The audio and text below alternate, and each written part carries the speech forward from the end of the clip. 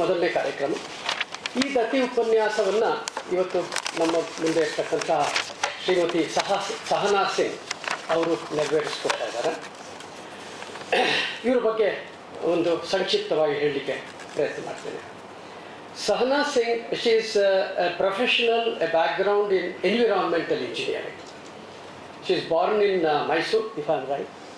Born in Mysore, and she is an alumnus of the Delhi Technological University, and she made a career shift to writing after moving to Singapore. She is an author, a commentator, and currently based in United States. And she has interest in diverse subjects such as the Indian history, water management, and education. And she has worked as editor of the Asian Water magazine for many years. She has given a lot of publication. Her articles are published in Reader's Digest, Washington Post, Discovery Channel Asia, Asian Water magazine, Swarajya, India Facts, and many other publications. And she has also moderated panel discussions on water management at several international conferences. She has released 2 books.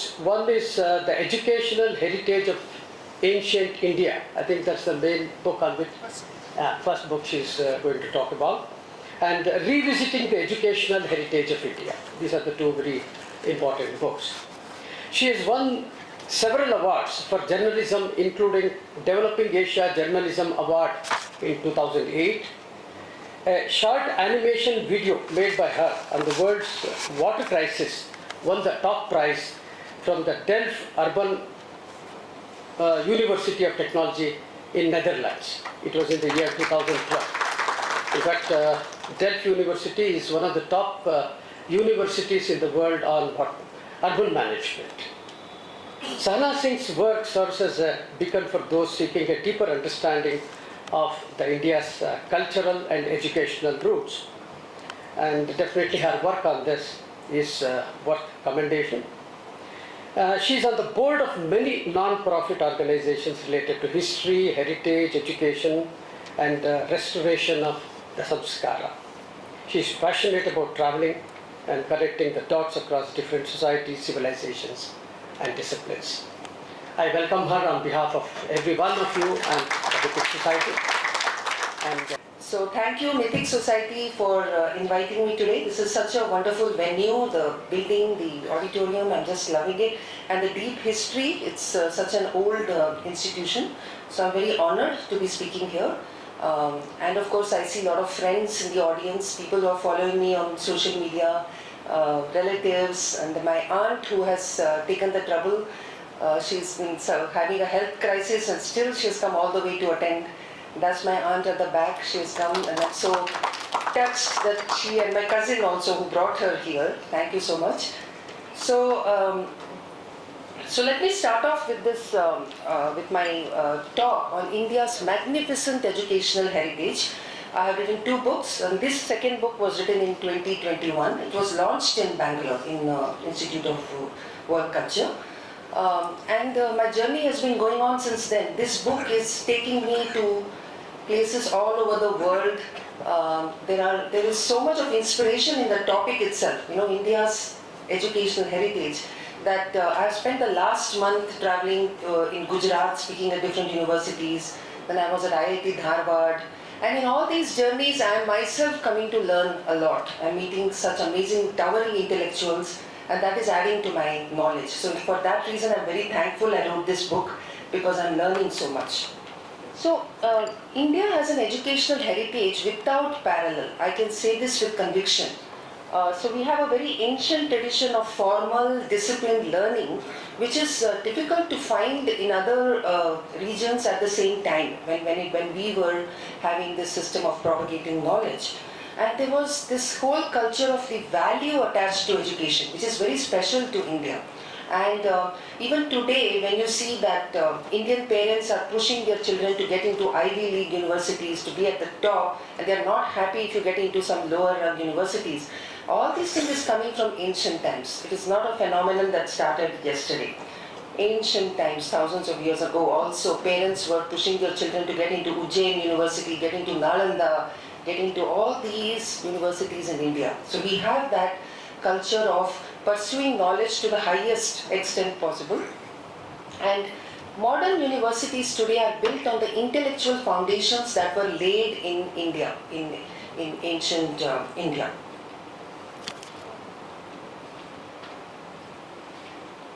So we have these amazing thinkers from India, such as Kanada, Sushruta, Charaka, Aryabhatta, Varahamihira, Brahmagupta, Bhaskaracharya, Panini, Patanjali, Pingala, Bharata. So many gurus from ancient India, they have laid the foundation of all the disciplines that we call knowledge today. The disciplines that are being taught in various universities, if you go back to the history of those subjects, whatever be it, engineering, maths, science, language, when you go back to the history of it, you will find that it leads back to Bharat.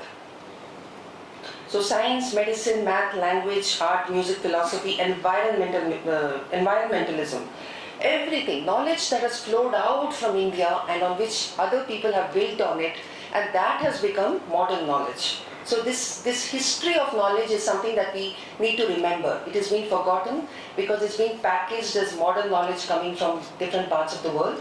We forget our own contribution to it.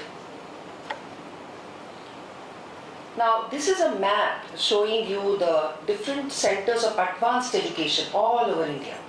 And I labored a lot over this. It took a lot of time because in the first book that I wrote, it had only some 20-30 centers. And after that, a lot of people wrote to me and said, you have not mentioned this university, that university. So I did a deeper study. And when I did my second book, I came to about almost 100 centers of ancient learning. If I may request you to not take pictures of this, but to actually buy the book which has all the information, it would be good. Because what would happen is people would just share it and then that's it. They will not be reading the context of all these centers. And I was surprised to find that almost every part of India was covered with higher educational centers. Travelers are mentioned, students who came to study in India. Remember, India was the place that the top students would come to study in.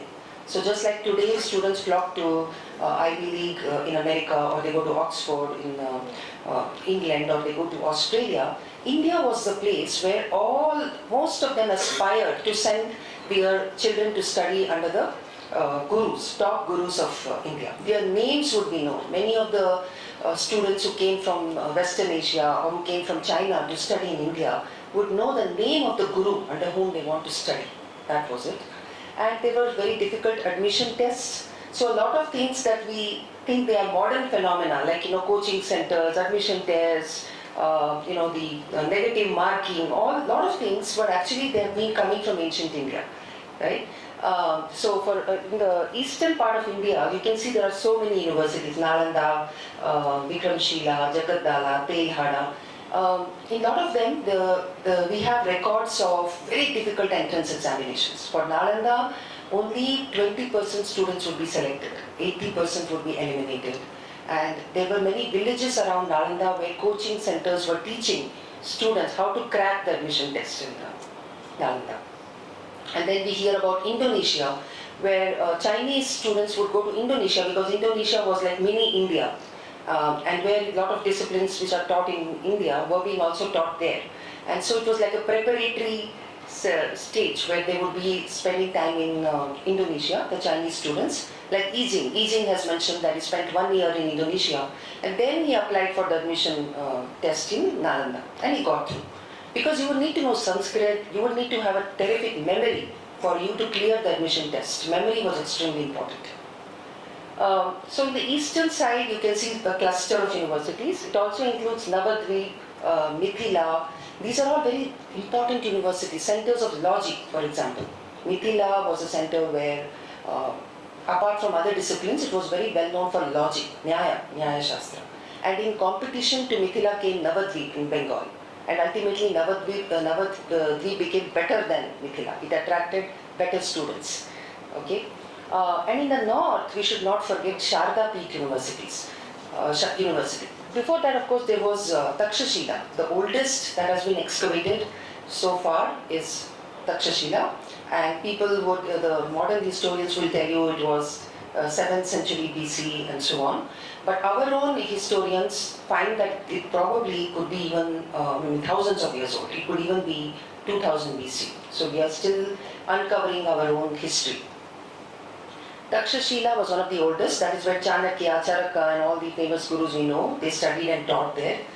Then Sharda Peeth is a university which was in Kashmir. And Kashmir itself was known as Sharda Desh because it was the seat of learning. Sharda was, of course, Sharda is Saraswati, goddess of learning. And so the whole Pradesha was identified with Saraswati, with Sharda. And Sharda Peeth has some of the rarest of manuscripts for which scholars would come from all over India. And we have record of Ramanujacharya travelling from Tamil Nadu all the way to Sharda Peeth in Kashmir because he wants the most authentic manuscripts before he writes his work.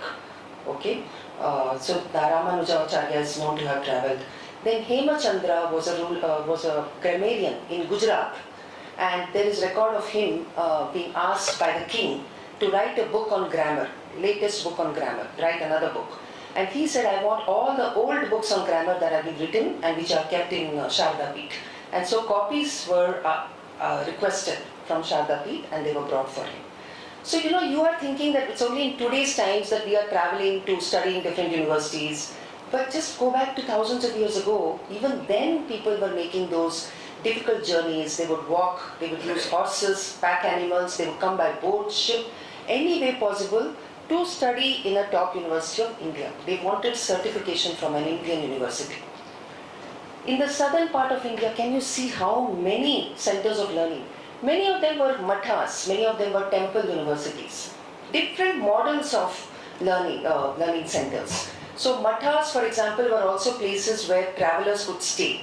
Travelers who are passing by a town or city would look for a matha where they could stay for a few nights.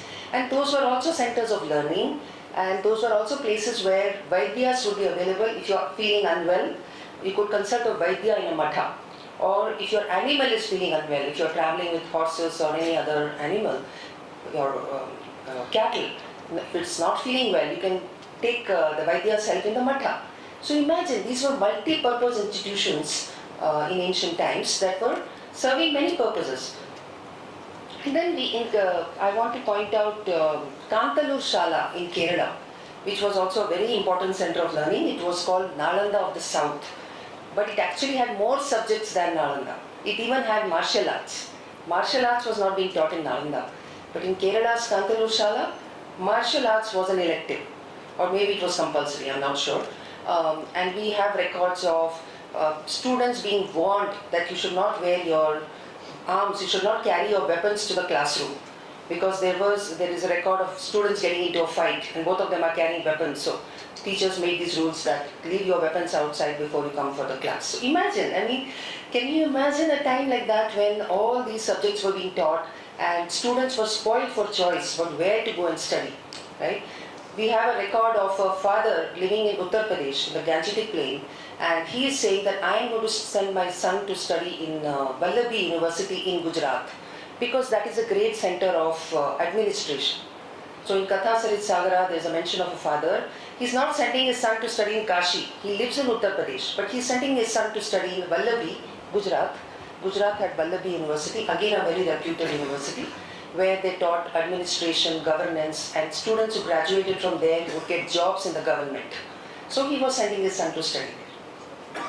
And in Ujjain in the center of India was a big center of mathematics.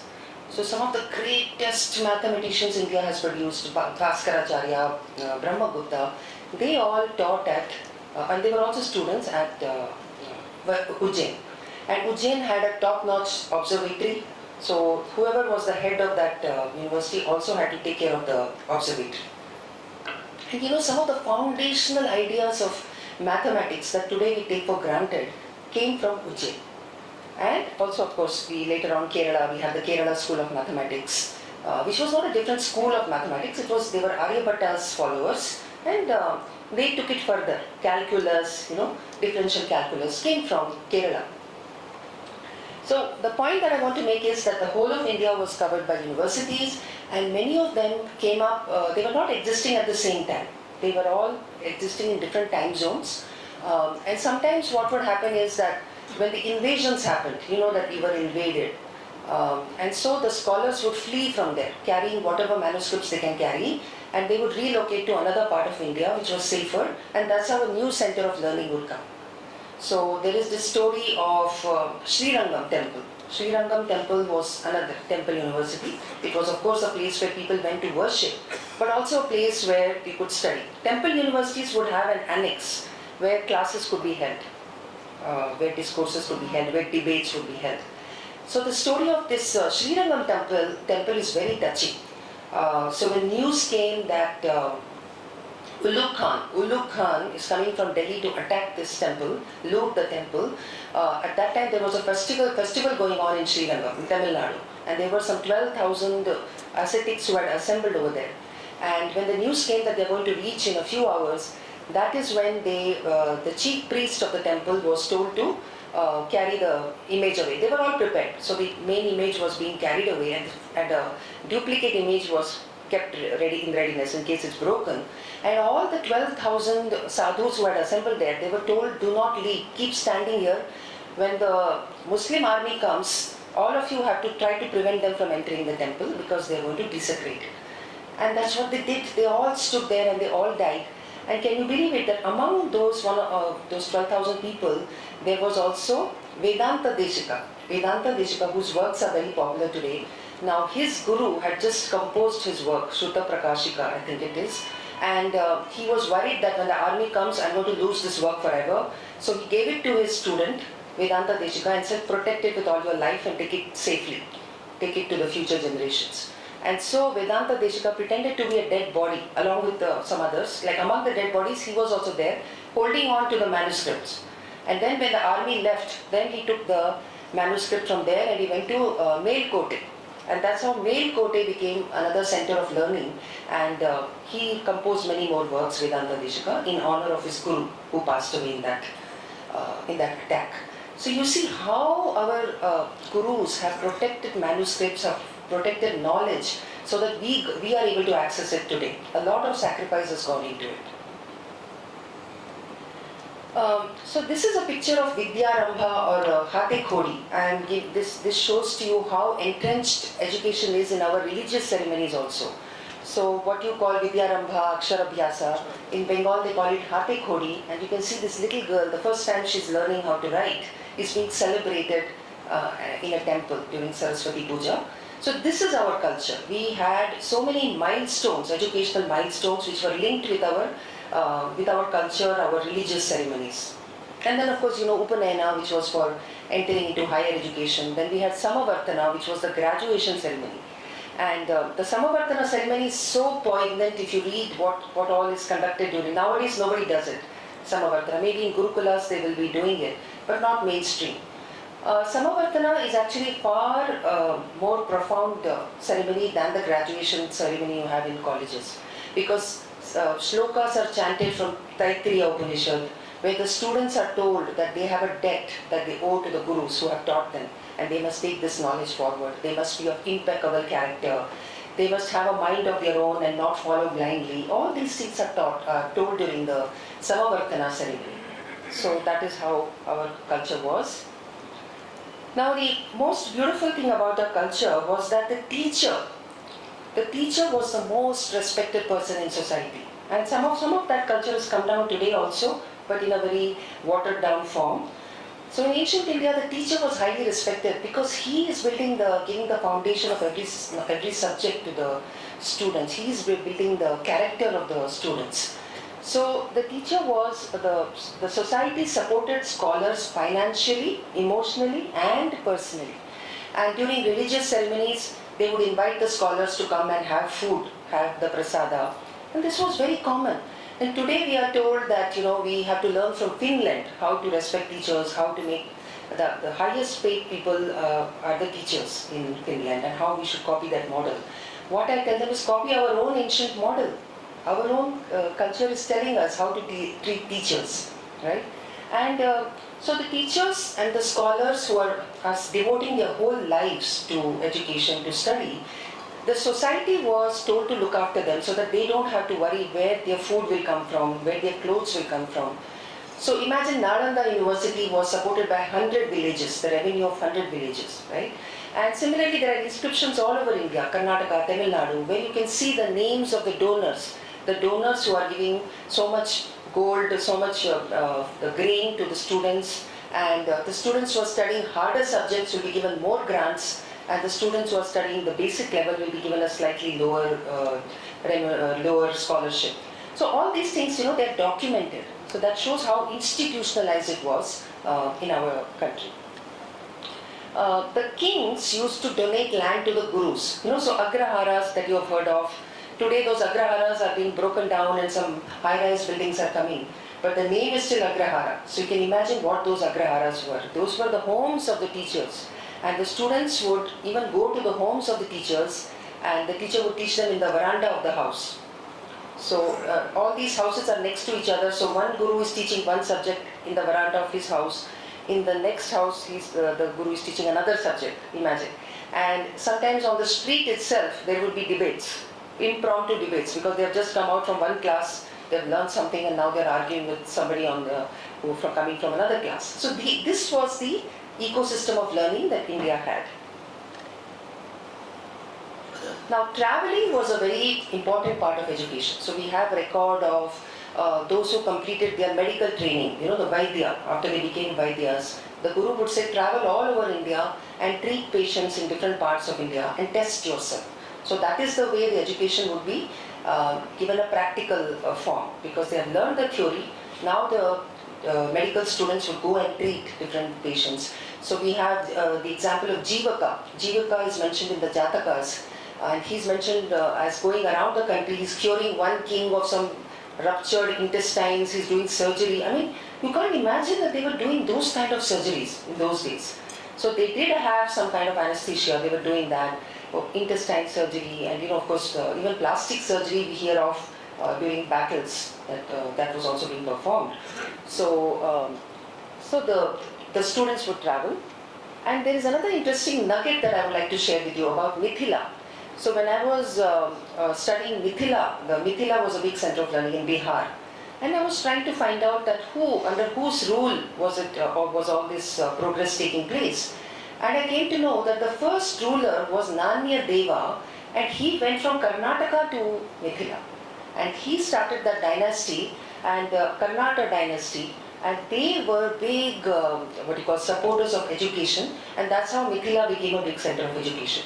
So I have not been able to understand how come a person from Karnataka goes to Bihar and makes it a big center of learning, but people there are not being forced to learn Kannada. They are all studying Mithila. Maithili is a very beautiful language. So the language was not imposed on them, they were studying the local language, and a Karnataka person has made it a big center of learning. Right? And another beautiful example of mobility is Raja Mayur Varman of Karnataka. He invited hundreds of scholars to come and settle in Karnataka, and they came from Ahitchatra. Ahitchatra is modern day Bareilly in Uttar Pradesh. In fact, my ancestors also came from Ahitchatra. So we have that whole family history. There were 60 families that came from Ahitchatra, settled in Karnataka, and we are descendants of that. So Mayur Varma wanted all these scholars, experts in different disciplines to come and settle in Karnataka and spread the knowledge over here, knowledge of grammar, knowledge of etymology, knowledge of conducting yagyas, Samskrita, everything was done. And again, these are people coming from northern India, but they made Kannada literature, they made Kannada progress and come up as a very important language. This was the 4th century, and these scholars who came, hundreds of them, we were in the batch of 60 followers, my ancestors, 60 families. But Raja Mayur Varma invited 300 more scholars in another batch, 400 more, that kind of thing. And they all settled with their families. And they brought up Kannada as a language, can you imagine? So this is the interesting thing, that these migratory movements are happening and the language of that area is being promoted. Now I just wanted to share this slide to show how our gurus were treating even language as a science. So today we have this distinction between humanities and mathematics, and we think the science subjects, at least when I was studying, science was placed at this pedestal and languages are less scientific. Language is not science, that is the way we were told. But look at the way our ancestors approached even language as a science. So in English language, for example, we just have A, B, C, D, E, F, G, H, I, J, K. They're just arranged in some random order. There's no logic, right? But look at our gurus, the way they arrange the alphabets. K, K, G, G, Ng. It's coming from here. It is the kanthya. It is coming from the throat, right? And then we have Ch, Ch, J, J. I'm not pronouncing it correctly. Sampadananda ji is listening, and I'm afraid that I might be making mistakes. So you can see that the letters are arranged according to the way they are pronounced. And so we have the Murdhanya, ta, ta, da, da, na, which is coming from higher up further. And Dantya, ta, tha, da, dha, na. We are using the teeth to pronounce all of these. Ta, tha. You can say it and feel it, right? And Oshtya, where we use the lips to pronounce. So we have pa, pa, ba, bha, ma, right? The last one is the nasal. You have to use the nose to pronounce it. So how scientifically they visualize the language, how the alphabets have to be arranged, and similarly the grammar. Those who have studied Sanskrit grammar know that it is so mathematical. It is just a monument of human intelligence. It has been devised so well, right? So that is the way. And when the British colonized us, they were also fascinated by our grammar. And when they learned the similarity between their languages and our languages, that is when the whole subject of modern linguistics developed. When the Europeans in the 18th century came in contact with Sanskrit and came into contact with Indian languages, that is when linguistics developed, and they started studying their own languages also as a science. They tried to make rules, they tried to make their grammar more scientific. Now, an interesting thing that we may not know because we have come so far is that you or most of us know that India gave zero to the world, India gave the decimal system to the world. But today it seems very obvious that, okay, numbers are represented by using any number. Any number can be represented by the decimal system. Just from 0 to 9, you can represent all numbers. But this was not so obvious. This was not so obvious even in the 13th century, even in the 14th century. And if you go back and see the history of mathematics, the Europeans rejected the decimal system for quite some time. Christian Europe. And then slowly some of them started seeing the logic behind using the decimal system. Because they had the Roman system. As you know, the Roman system, the way we use alphabets to represent the numbers. And can you imagine a number like 3,898, how it was written in Roman numbers? It was written like that, M, M, M, D, C, C, C. So they had to invent newer and newer symbols in order to represent the numbers, right? So L represented 50. And the way they wrote the numbers was, it was additive, right? X means 20, so 10 plus 10. So they cannot imagine anything other than an additive way of writing the number. It was like that. And the largest number was M for myriad, which is 10,000, not 1,000, that's wrong, it's 10,000. So M was 10,000 and they had no number higher than that, right? Whereas look at the way we thought about it. Even in Rig Veda contains the terms for the 9 primary numbers. And Rig Veda is the oldest text that we have today, right? And by Aryabhata's time, zero and decimal system were used not just by scholars, but by everybody. So when Indian knowledge, Indian numbers they first went to the Arabic world. They went to Baghdad, where the Khalifas were ruling. At that time, Islam was still new. And they were accepting of all this knowledge coming from India. A lot of Indian scholars used to be asked to visit Baghdad and settle down there permanently. So that is how the Indian number system, the Indian works of mathematics, they were all translated into Arabic and Persian. Okay? And they had a lot of respect for Brahmagupta, Bhaskaracharya. If you see the translated works, they are very, very thankful. But Brahmasputa Siddhanta was a bestseller. I mean, the way it was copied and translated, it was so popular in the Arab world. Right? But again, they rejected the negative numbers. They took mathematics knowledge, but they said, what is this negative numbers? We don't want to. It looks evil. We don't want to deal with it. So they also had their reservations. And this is an interesting, cartoon, which is showing to you the big fight which took place between the Algorists and the Abakis. So in Europe, what happened is, the way they were doing big calculations was using abacus. I think you know abacus. You have the beads which can be moved on a counter, on a rod, right? And so for them to do fast calculations, they were having abacus, who used to quickly move the beads and quickly do the calculation and give the number. And they thought that is the best way to do calculations. Now when the Indian knowledge of numbers and decimal system came, then Algoris, that's how the word Algoris, now that's because Al-Khwarizmi, when he translated the mathematics of India, that's how the word Algor came, because he's the one who did it. The Latin people started calling it as algorithm. Algorithm also has come from that. So there was this competition between the scholar who has learned the Indian mathematics, and he's calculating without using any physical thing. He's just calculating in his mind and using the paper and pencil, and he's giving the result. And on the right side you can see the abacus who is giving the result. So there was quite a fight between these two groups, and eventually they realized that the fastest way to do calculation is by using the decimal system, and that is how slowly more and more Europeans started using the decimal system. So don't think that it was that easy. And today when we do it, we don't even feel it, right? We feel this is the way math should be done, and we don't realize that there was a time when they thought, what is this nonsense? How can you do addition like this? Like how can you write 51 and it doesn't mean 6? Because in the Roman method, if you wrote 51, 5-1, it meant 6. It didn't mean 50 plus 1, right? So this whole change in the mindset, and till today we are using the same number system. Nothing has changed. And I sometimes believe that this level of innovation that we had in India, where we gave a whole new way of looking at numbers, we have not come to that level of innovation now. We have lost that kind of thinking. We are all set in our way of thinking. We cannot think in that way again, you know. Now, games were also used as educational aids. It was not just that in these universities they are teaching some subject and there is a classroom, so that is the only way in which knowledge was imparted. So we had many games, and those games were used to teach different things. Like this game of snakes and ladders was teaching values.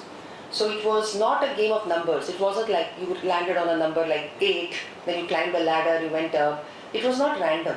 So the way we played it in India, it was called Mokshapatam. It had various other names, Gyan Chaupar, and each of the squares had some virtue or a vice. So, Moha, Ahankara. If you landed on a square with Ahankara, then you would go down the snake. And if you landed on a square with Satya or Dharma, then you would go up a ladder to a higher number. And the last square would be Moksha, would be Vaikuntha or whatever. So this is the way children would be playing these games, and without any lecturing to them, they would already know that this is a virtue, this is a vice. So I should follow Satya. If I follow Satya, if I follow Dharma, then I'll reach a higher level, right? And similar, there were other games like chess. You know that chess, Chaturanga came from India, and chess was used to teach strategy. And it was compulsory for all the people of the royal family, girls and boys, they all had to be experts in chess, because you had to know how to think 10 moves ahead, 20 moves ahead. That was the way strategy was taught. Then playing cards with all those different colors, they were used to educate. They were used to teach permutation, combination, and variety of things. Card games were so popular in India, and in a fun way, children would learn numbers, they would learn colors, they would learn so many things. Because if you see the old-time cards, playing cards, there are a lot of writing on it. There would be something written on it which is informative. Stories were also used as educational aids. I don't think I need to tell anyone about Ramayana, Mahabharata, Puranas. We all know how stories were used to teach, right? And then, the Panchatantra is the most famous example of stories that are teaching you a very important Shastra actually, Niti Shastra. So these stories were actually teaching you something very profound. When as children they would learn the stories, but they would not know that they are learning Niti Shastra. They would just be told different things like you can't trust everybody. If you treat your servant badly, tomorrow your servant will bring your downfall. All those stories are there in Panchatantra. And when a serious student would further pursue Niti Shastra at higher levels, Artha Shastra, Niti Shastra, then the student would realize that I already learned these stories in Panchatantra, which were teaching the same thing.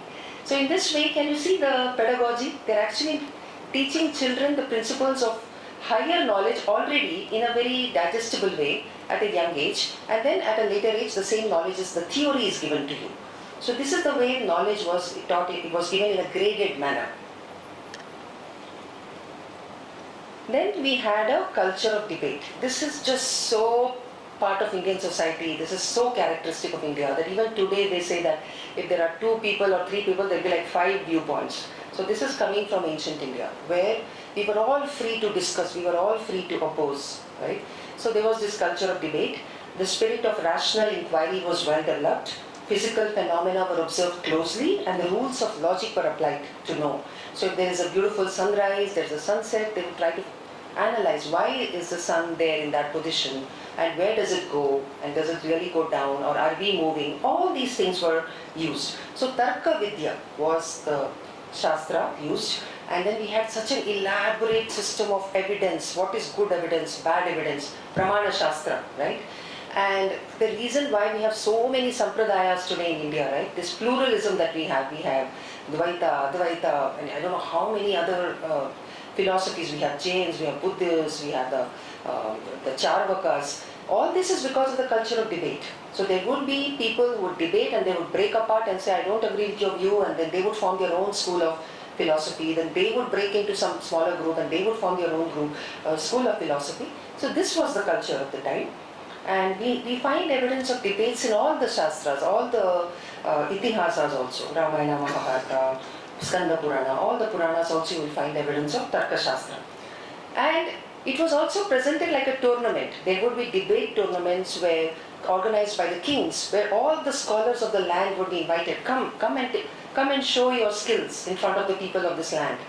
And in this manner, in the manner of the gladiator tournaments we hear about in Rome and in the European countries, ancient Europe. But in India, that was also there. We had skills of warfare and all that fighting, which was performed in a tournament.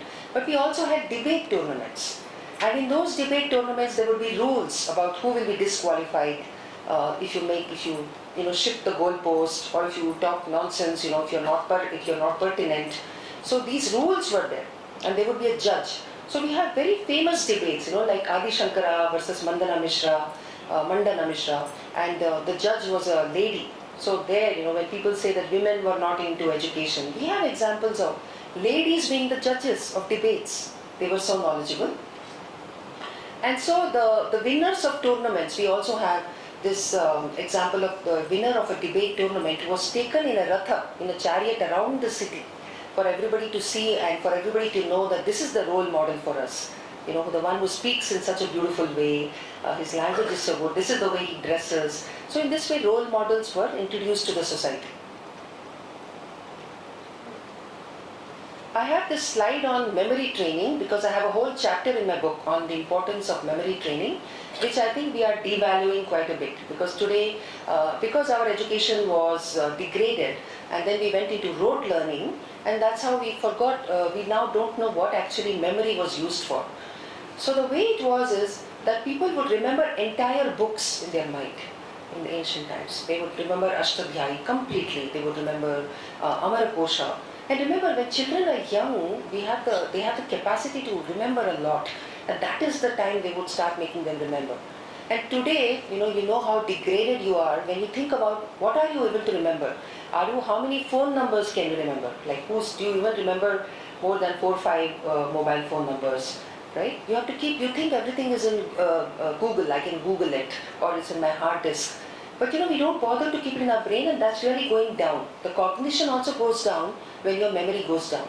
So there were some famous research studies done, like the Sanskrit effect. It was done by an Italian researcher, where he studied the brains of all these Veda mantra chanters and found that the part of the brain which deals with cognition has expanded in size as they progressed in their Veda learning. And you know how cognition is so important, right? When you see something, to analyze what is happening around you, the more you remember, the better you will be able to analyze. If you don't remember anything, you just look at something, you will not see the pattern, you will not analyze it well enough. And the clues of this kind of memory, you can see it in the Veda learning, the Veda Patha. If you go to a Veda Pathshala and see how they are learning the Veda, it is not just by simply repeating the same thing again and again. They have different ways of chanting. right? So they had the Samhita Patha, the Pada Patha, they have the Krama Patha, Jata Patha. All these are different ways. So there's, if you imagine A, B, C, D are different words, A, B, C, D, F, G until Z. So, the Krama Patha would be A, B, B, C, C, D. This is the way they would chant it several times. Jata Patha would be A, B, B, A, A, B, B, C, C, B, B, C, C, D, and so on. And finally, students would graduate to Ghana Patha, which is the most difficult pattern of chanting, where you have A, B, the last line, A, B, B, A, A, B, C, C, B, A, A, B, C, B, C. So in this way, they're chanting the Vedas in different ways, 11 different ways, so that they will never forget it. So instead of repeating in a straight line, in a linear way, there will be a non-linear way of memorizing, and that is how their memories were phenomenal. It has been reported by so many students who came to study in India. I think I Ching has written about the extraordinary memory of the Brahmanas. And then the British observed that not just the Brahmanas, but ordinary people like the dhobi, the washerman or washerwoman, remembers where the clothes have been taken from. There might be of like 30, 40 houses from where clothes have been taken for washing, and there is never a mistake while returning the clothes. Same thing with pharmacists. The British have noted that, where all the medicines, hundreds of medicines are in that shop, and you ask for that medicine, the pharmacist knows exactly where it is and gives it to you in 1 minute. So he has a picture memory in his mind. So they were very fascinated by India's memory, and I feel that we should explore this and see how we can bring this back in our education. There was no artificial divide between religion and science. So like today we have all this humanities and science I mentioned to you. There was no artificial divide. So because the priests, the purohits or the Veda followers, when they were doing the homa, the yajna, they had to make perfect squares, they had to make rectangles, they had to make circles, right? Geometrical shapes. So that is how the rules of geometry came about. Then they needed the exact time of performing a yajna. So they would need to know the position of the stars and the moon and the planets. And that is how astronomy developed to such an extent. So you will be surprised to know that the greatest mathematicians would be the people who are performing the yajna. Right? And today we see them as backward people, they don't know much about anything, and we are the modern people. So that's because during the British period, all these subjects were divided, they were degraded. Remember, in Europe, science had to fight with religion in order to be independent. So only in the age of enlightenment, the Western world could become free of religion and focus on mathematics and knowledge, right? So I often talk about civilizational pride. This is something that is lacking in students today. They study all these subjects, but do they have civilizational pride? And for that to happen, we have to connect to our educational heritage. We have to know about what we did, We don't have to manufacture any pride. If we just go back to our history and see what all our gurus did, what all the knowledge they brought to the fore, pride will come automatically. Now there are other countries where they're actually manufacturing pride by giving them this icon, this is, and their history is hardly 100 years old, 200 years old, but they have to manufacture that kind of pride. Whereas in India, we just have to go back and look at our history, and the pride comes naturally. And I think pride is very important, justified pride, because it gives you confidence, it gives you that self-esteem. You stand tall among the people, and today it's very needed when we are being told that we are backward, we have learned everything from the West. I also want to make a point about Kala-based education. So in ancient India, today's mainstream education, we don't have very much importance given to the arts. And arts is again, it's like below sciences. But in ancient India, the cultured people were ones who also were proficient in the arts. So you might have heard of the 64 arts, the 64 Kala as they say in Hindi. And that included dancing, painting, music, and it even included architecture, cooking, designing, interior decoration, even chemistry. It even included metallurgy. So there were so many of these, they were considered arts, right? So they didn't make those distinctions. So a cultured person, urban person would know a lot of arts along with knowing the hard sciences, along with the itihasas and so on. So we had the example of Bhaskaracharya, one of the greatest mathematicians we ever had, and he was very, very proficient in poetry. And when you read his works, you will find that everything has been expressed very poetically. So you can study it only for its poetry, even if you don't want to study it for math, right? And his Leelavati, his text Leelavati on arithmetic and algebra, has problems which are set in poetry, poetic form, poetic meters, and in fact it addresses a female. It is addressing a female and saying, "Oh, beautiful one, can you solve this problem?" And then, so that also shows to you that women were studying mathematics, right? I think that being embedded in arts, it gives you a whole different viewpoint. It gives you the Saundarya Drishti. So when you are embedded in arts, so even you might become a space engineer, but if you're well versed in the arts, it makes you create things of beauty, and that is missing in our education today. I had this picture of ancient versus modern education because when I was traveling in Gujarat, I was seeing the beautiful step wells. Look at this. This has also been constructed by an engineer. So engineers of ancient times were not only making functional structures, but they were also making them beautiful. Beautiful carvings would be there. Even if they didn't make it themselves, they would get the artisans to make it.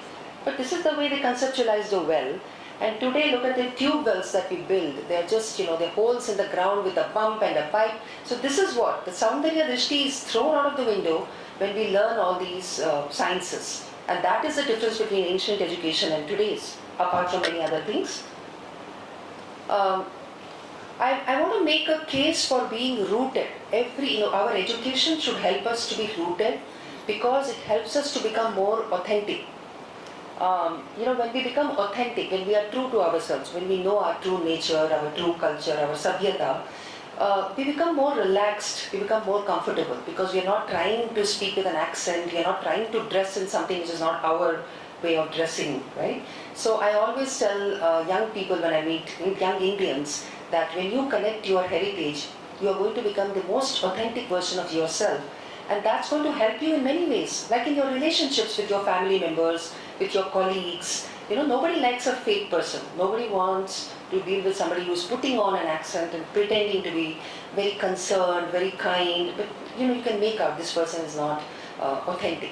So when you connect your own shastras, your own culture, you will become very natural and the true version of yourself. I love to give this example of Sridhar Vembu, the founder of Zoho Corporation. So just like many of us, he went to America, he studied in America, and then one day he got this realization that he wants to connect to his roots, and he came back to Tamil Nadu, and he leads a very authentic lifestyle now. He uses a bicycle, and for his company now he's training the rural people, programming, he's teaching them things he's bypassing the education system, which is going to take them away from their culture. He's letting them stay in their own village, and he's teaching them whatever is needed to work in his company. A lot of them are working there. He has his conferences in open air. The conference room is airy, and he also has virtual connections as well. And in the morning he goes for a walk, he swims in the local pond, and he's living that lifestyle. So this goes to show that, people say, how can you, be authentic and be studying the Gurukulas and then be successful? Well, actually you can be. The new model that is now coming out will ensure that even those who are studying in the indigenous way can also be integrated into society. That can happen. I love to give this quote all the time. If you don't know history, then you don't know anything. You are a leaf that doesn't know it is part of a tree. So a lot of us think that history is not important. We don't need to know our past. We need to move to the future. A lot of time I'm told, what will we do learning about the glory of ancient India? And I tell them, then you will know that you are part of a tree. And then you will take advantage of that tree, the roots, right? The new discourse of decoloniality. This is something that is for some reason not taken off in India, but in the America, the Native Americans, and in Africa, the Africans, or also the Africans in America, they are all talking about decolonization. It's a whole discipline because we have all been colonized and we have lost our drishti. We don't think with our own original mindset. So we have been programmed. And decoloniality challenges European universalism. It rejects the notion that we must look at the world from the European perspective. So we should try and look at things from our own lenses. And for that, it is important to connect with our own educational heritage. some of us might be familiar with the doctrine of discovery. The doctrine of discovery was an actual doctrine which came from Christian Europe, where they said that unless something has been discovered by a European, it has really not been discovered.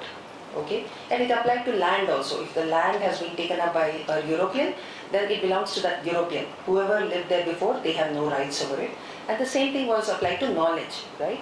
So, Newton, Leibniz, Dalton, all these European scientists and astronomers, mathematicians, whatever they came out with, the principles that they enunciated, they were named after them, because now it's a European who has discovered it.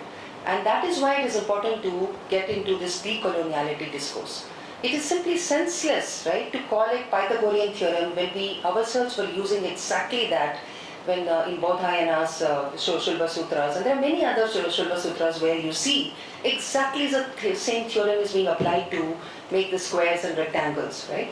And in so many other grammar, everything that our Shastras were already talking about and we were studying, they are now all incorporated into the European Western sciences, and you have to always cite their names as the inventors, as the discoverers. So you have to fight that.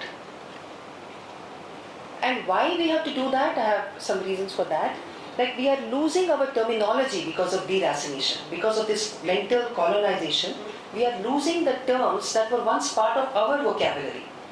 An example of that is this non-sleep deep rest, NSDR, which is now such a commonly used term that I saw Sundar Pichai of Google, the CEO.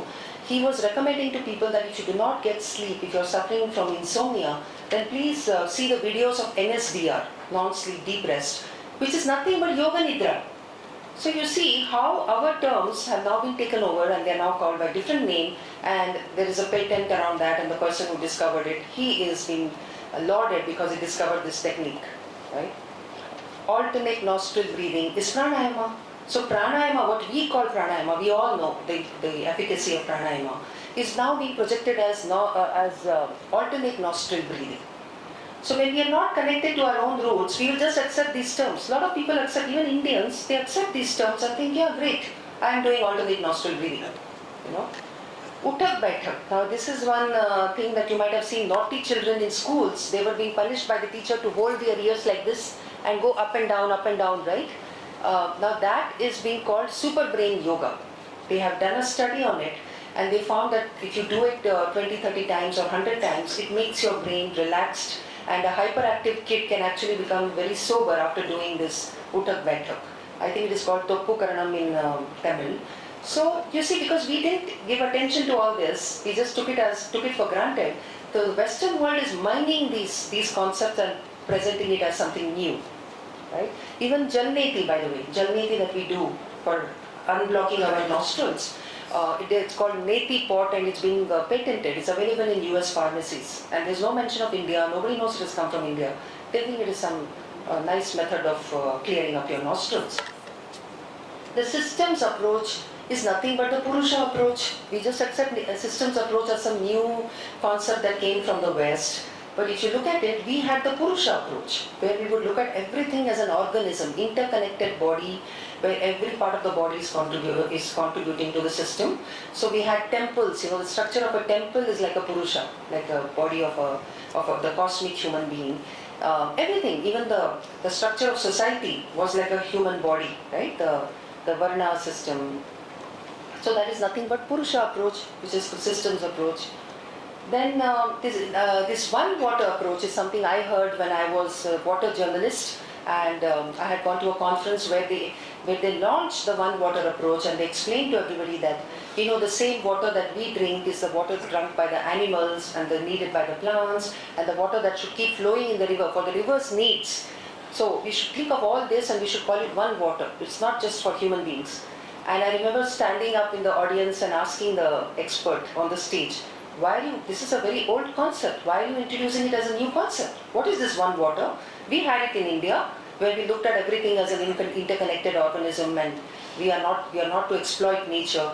So he said that, you didn't give the terms for it, now we are giving the terms for it. So see, when we were napping, when we were sleeping, all these terminologies were taken up by the West. This is a very important infographic which shows to you how India started a knowledge revolution, how Indian knowledge went to the rest of the world, and this is the longest chapter in my book.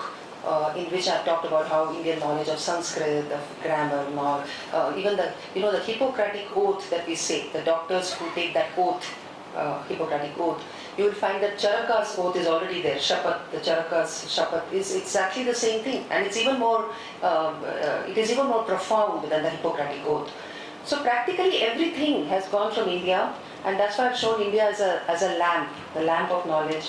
So Indian knowledge went to Greece and Egypt, the knowledge of medicine, Charaka's oath, concepts of sentience of animals. For example, the fact that animals also have an Atma, this concept went from India to the rest of the world. Before that, the Christians used to believe that animals are just things. They don't have feelings. So it's perfectly all right to kill them and eat them. They don't have feelings. And then came when Pythagoras got acquainted with Indian knowledge systems, and then he is telling them all that, hey, listen, animals can also feel, and we can be reborn as animals. All those things, all those concepts went from India.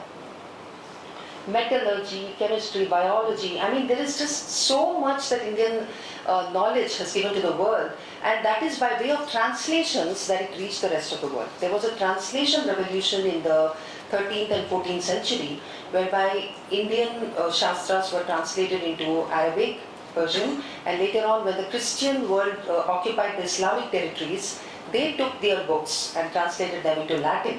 So in Spain there was a place called Toledo where a large amount of translation happened, and it was like a gold mine that they had found, all these texts. Because remember, in Christians also there were people who are very interested in knowledge, and so when they saw these texts they wanted to get them translated. And that's how what happened is the name of Indians got excluded in that. The Arabs, when they translated our works to Arabic, they gave credit to India. So you will find in the names of the books, Hind is mentioned in the names. But when they were translated to Latin, then Arabs were credited sometimes, or sometimes the translator would take credit for it, or whoever decoded it would take the credit for it, and India got excluded. Indian knowledge got erased. So even today we have to strongly argue and convince them that, look, we were already using these concepts, this has come from us, and they are very skeptical because it's the doctrine of discovery, which is well established. Even in Southeast Asia, Japan, China, so many scholars came from India, came from China and settled in India, and so many Indian scholars were invited by Chinese kings to settle there and translate from Sanskrit to Chinese. And this was a very hard exercise because Chinese grammar is not as developed as Indian, and there are no words to translate. So our scholars had to do a lot of work to first develop their grammar and then develop the words, and that's how we must also give credit to the Chinese, because our scholars were given palaces to live in when they did the translation. Right? So we have dozens and dozens of texts, hundreds of texts. So Zhuangzang took about 600 texts from India. Fahian took I think 300, 400. So they all used to compete with each other to carry maximum manuscripts from India and then get them translated. In their lifetime, maybe they would translate just 20-30% of what they carried, but the rest were kept over there. And I often say that maybe many of us should learn Chinese so that we can go to China and see what is available there. Right? Of course, the original manuscripts as well as the translated ones, which we have lost in India. So knowing your heritage helps to connect the dots. And I can give an example of 108. When we hear about 108 times of japa has to be done, 108 Surya Namaskaras we have to do, we don't think about why are we doing it 108 times. And in fact, it's dismissed as superstition by many people. So when you go deeper into your Shastras and deeper into your knowledge systems, you will find the connections coming out. So 108 is the ratio of the diameter of the sun and diameter of the earth. So the sun is 108 times the diameter of the earth. The distance between the earth and sun is 108 times the diameter of the sun. The distance between the earth and the moon is 108 times the moon's diameter. So you can see that our ancestors saw 108 as a magic number. It is coming again and again.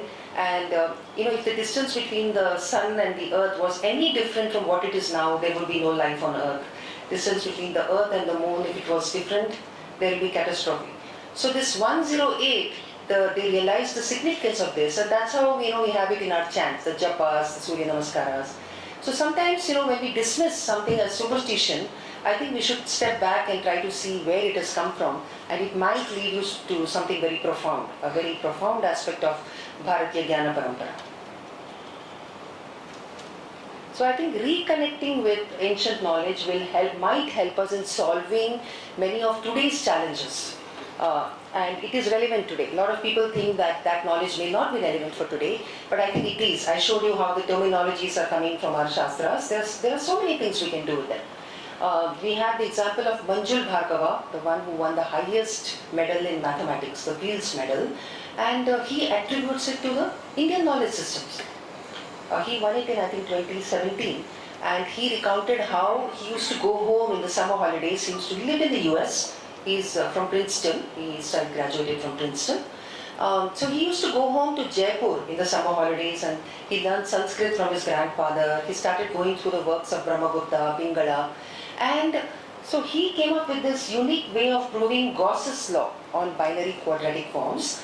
So he was very inspired by the works of Pingala, Hemachandra, and then he saw the elegant way in which proofs are given in Indian mathematics. And then he also, I think, combined it with the Rubik's Cube, and then he came up with this solution of Gauss's law, which used to take, I think, 30 pages to prove. He made it in a few lines. He brought it down in the Indian way, the sutra way of giving proofs.